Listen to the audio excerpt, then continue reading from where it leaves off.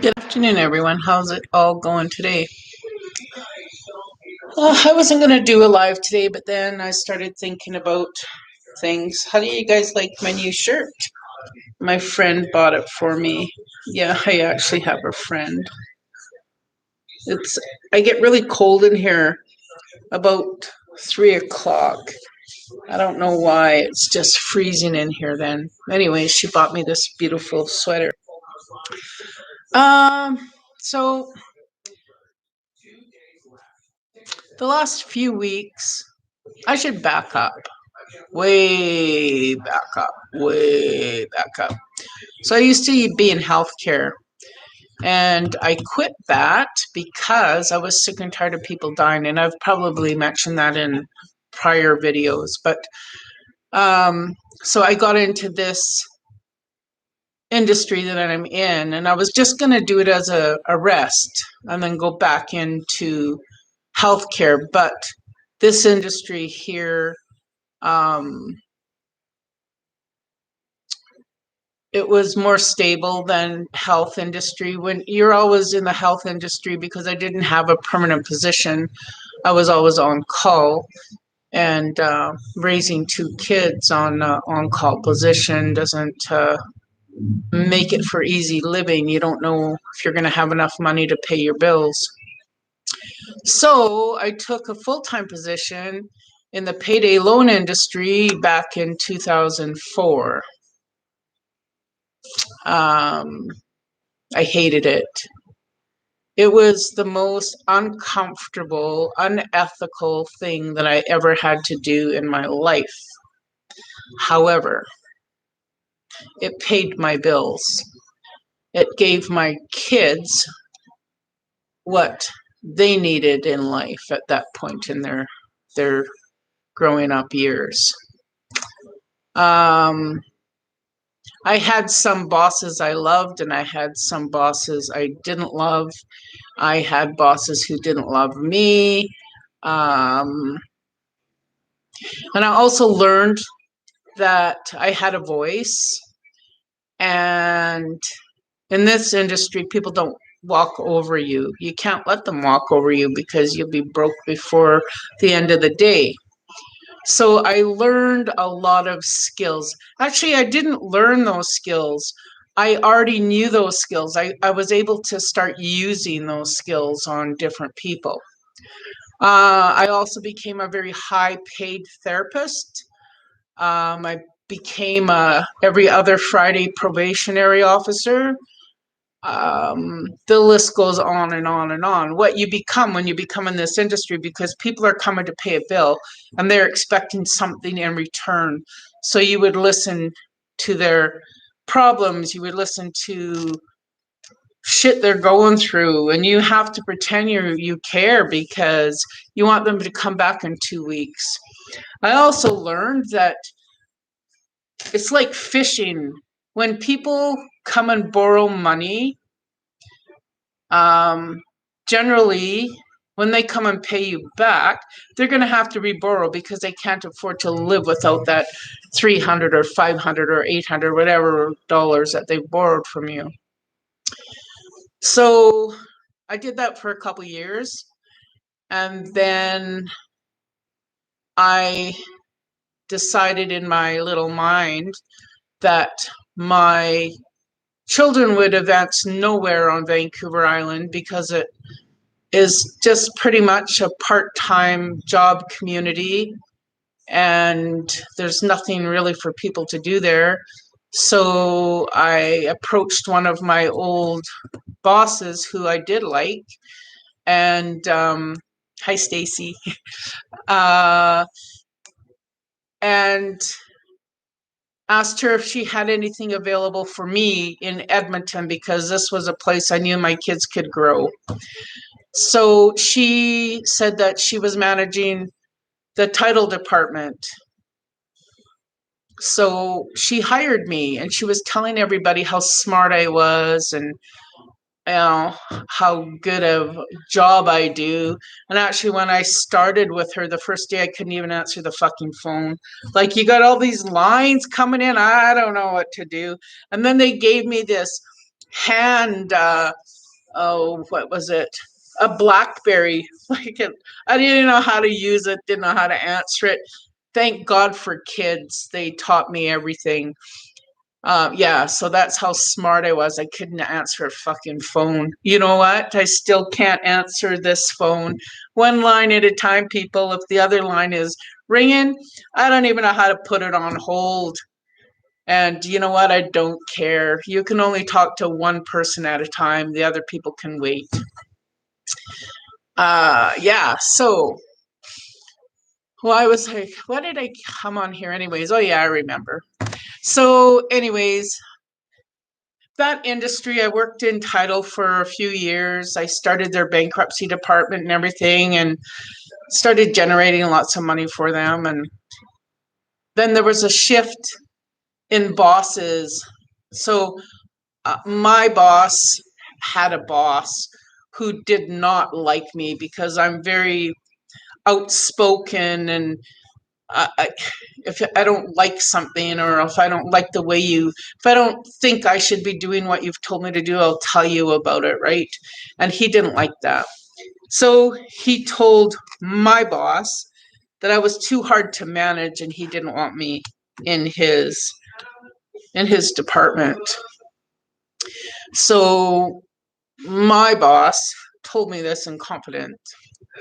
So anyways, we worked through it all, and the rule was he just wasn't to contact me. He had to go through other people to get to me. So the long and short of it is there was a change in a whole bunch of management, and my immediate boss was let go. So I decided I was not working there without her because this other guy, he didn't like me, and I wouldn't have a job, right? You know, when people don't like you. So I applied for jobs out back into the payday loan industry within my company. And of course, I got jobs. I was paid poorly because out in the field, you're paid nothing compared to what you're paid in a corporate office. And so I probably a budget.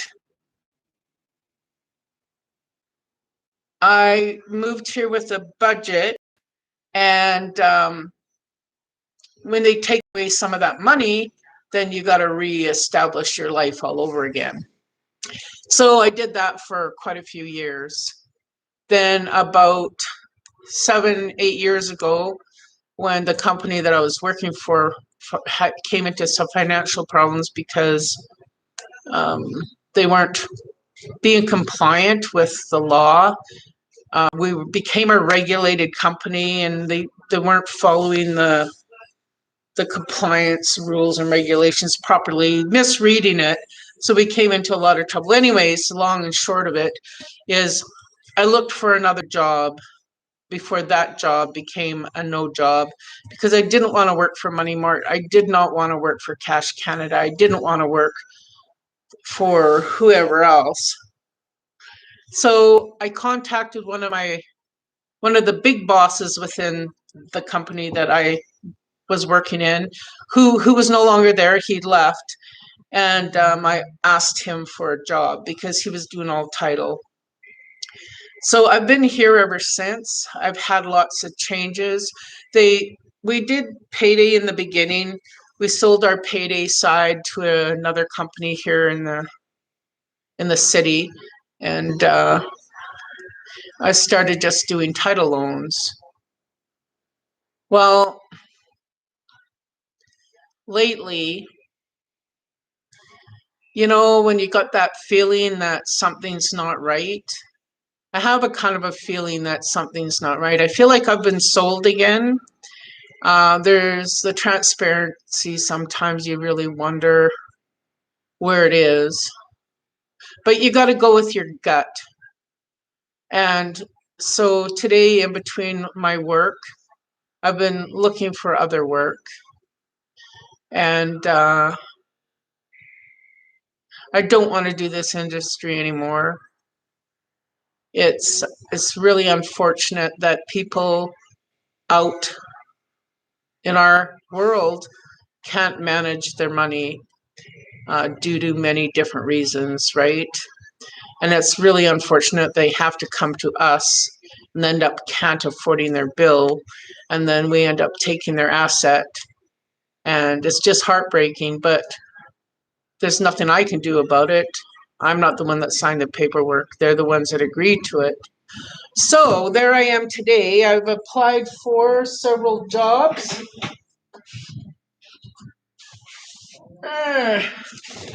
I unfortunately I have the knowledge. I just don't have the degree, you know. So today I applied for appeals commissioner for Alberta Works. I applied for the Motor Vehicle Industrial Council, and I also thought that sitting on a funeral service regulation board would be fun. So they pay you to show up. That's one thing I do well is show up. So I need to find a job that works for me. I can't do physical labor. I'm too old for that shit, and too old and too fat. So I need a job where I can use my mind. I'm not one um, to learn programs is it's not easy, but it's doable, right? So that's kind of where I'm at today. I just, 61, constantly fucked over by employers. And if you're watching this, employer, that's how I feel. I feel like you're fucking me again. But that's kind of how I feel about that. And you feel you're kind of right when people avoid you, right? Try to not come near you so you can't ask them any questions. But yeah, if you have a down job that pays pretty good money that I can, not worry about money and pay my bills, Facebook me, call me. Cheryl's had enough. Anyways, that's all I have to say about that today, people. Be kind, be safe, and think about me. Yeah. Anyways, love y'all. Be kind, be safe, and like I said, think about me.